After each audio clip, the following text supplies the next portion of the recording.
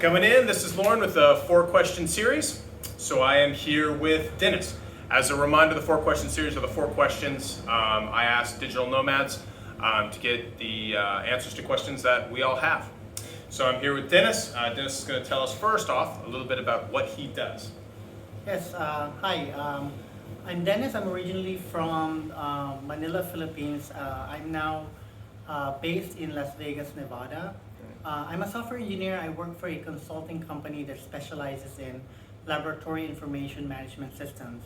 And currently I'm working on a project for a cancer research firm based in Silicon Valley. Dang!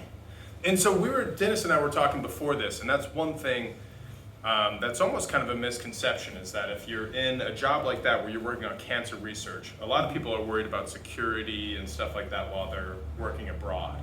Right. And you can have those sort of jobs. It's not necessarily always like a freelance blogging or graphic design or digital advertising like I do.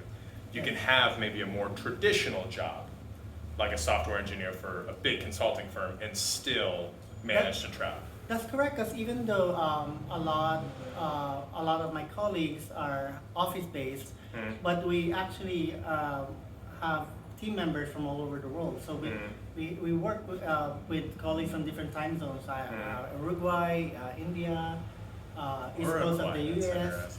So even before the pandemic started, everyone was already in the mindset that we have to work with people's schedules in different time zones and virtual remote working. Okay. So in that case, maybe somebody who's already working at an international business, they might have, even if it is a more traditionally office job, if you're at an international business, you might be more likely to be able to work remote because they're already used to working with people in varying time zones. Yes, I would say in my case, because I could pretty much work anywhere, I tend to do a combination of going on vacation and then at the same time working remotely while I'm on vacation. So I extend the time when I'm on a different location. Yeah. Like we were talking about earlier, one of my favorite places that I worked at when I was traveling is actually in Koh Lanta in Thailand. That's an island. Okay. Just a couple hours flight from Bangkok. And the reason is I have friends that are based there. They were Swedish, and they were living and working in Sweden and got tired of the winter.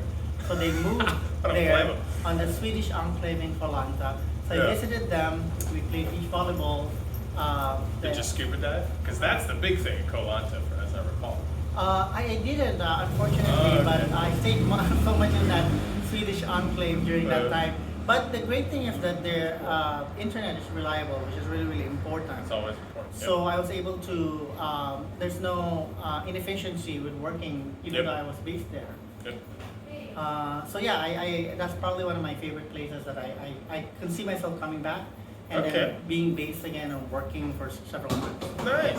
I was a huge fan of Copagan and Koh Samui. I didn't have a chance to see Koh Lanta. I don't know what the internet is like in those places. I wasn't a digital nomad at that point per se. Right. But yeah, I would recommend that part of the world as well. So what are your 2 tips for somebody who is interested in working in Koh Lanta, or maybe even Thailand more generally? I think it would be good to do it gradually. Like what I say is I would do a vacation, but I would extend it.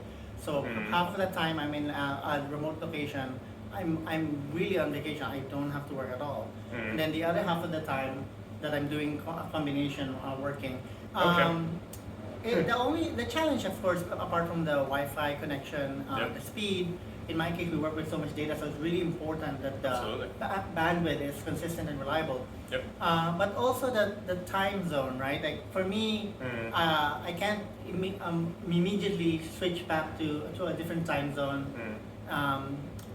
So for me, I need that adjustment period whenever I'm remotely working somewhere else, so that I can sort of shift my sleeping and like working time to the new location that I'm in. So I think people forget. They think they could just arrive on the airport and they could do Zoom calls at 3 a.m. So I think that's important to keep in mind. For sure. So kind of to reiterate there, one is it doesn't have to be all or nothing. You can go and Yes. take like a shorter break and Right. kind of like, hey, let's try out Thailand for 2 to 4, 6 weeks. Right. Maybe before I move there for 3, 4, 6, Right, however right. long, however many months. Yeah, and if you do like it, then you can just extend. Yeah, for sure. That's a good point. And then secondly, which actually I do this, but I don't even think about it, is I've always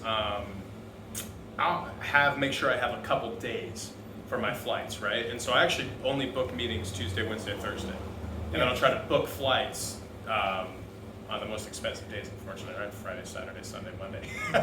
That way, at least I have like a 24-hour schedule where I can kind of get fit in. But it sounds like you do the same thing, where it's like give yourself a day or two at least after you land. That way, you're not freaking out and trying to jump on a call while you just got out of the airport. Yes, exactly. That's a good That's a point. good one. Okay. Yeah, I like that. Go through. We already got 3 of those. So the last one. What are your 2 biggest fears, or 1 biggest fear, if you can't think of 2, when you're working abroad, and how do you handle that?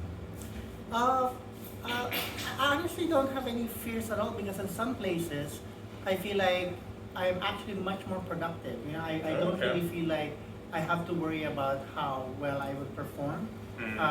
Like when I was based in Zagreb in Croatia, nice. it was my setup was great. I have like a desk, and it's not necessarily worse off than my home office. It was actually better because I feel like much more comfortable working over there. Okay. So Interesting. in terms of fears, I think there is still a little bit of stigma from traditional workers because they don't understand when someone is based elsewhere. Yeah.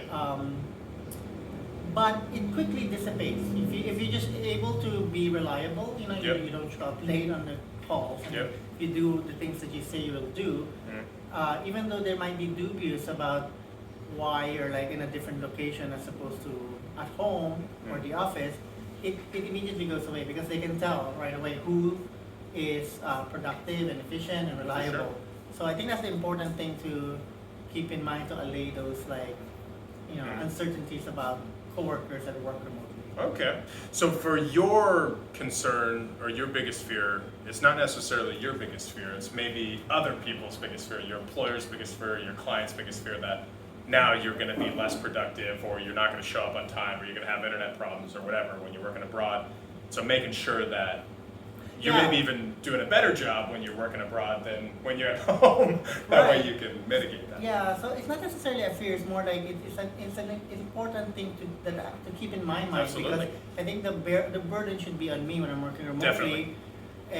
Because no one wants to hear that, like, oh, I'm still trying to get the password for this. Nobody wants to hear any of those things. So you have to take care of all those things. So. Yep. So all of those background things have been handled by you, Yeah. and they just have to deal with all of the actual work. Absolutely. So- Because actually, that's one of my biggest pet peeves is when I'm like, when somebody's working for me and they're like, oh, I'm traveling, sorry, it's going to be a day or 2 No, late. It's like, no, dude, this is your job. Yes, you know what I yes, mean? yes. Like, your job's a traveling work. Yeah, So that's it. You have to give the separation. Like all of the logistical stuff you have to Yeah. deal with is on your shoulders. Absolutely. So your employer, your coworker, they should not have to know any of those things. Yeah. Yeah, you should be able to go and not even tell them, and they shouldn't be able to notice the difference. Exactly. Yeah. For sure. That's a good one. There's a lot of really good insights, and those are unique ones, and I haven't heard that yet. Forgot to mention at the beginning, we're coming in here from Santorini. You can't see too much of it right now, obviously, in the background. But Dennis, thank you for your time. I'll be tagging Dennis in here as well. I don't know, Dennis may already get a lot of Instagram messages, but if you have any questions, maybe he'll answer them I'd be happy to. for you. All right, have a good one. Until next time.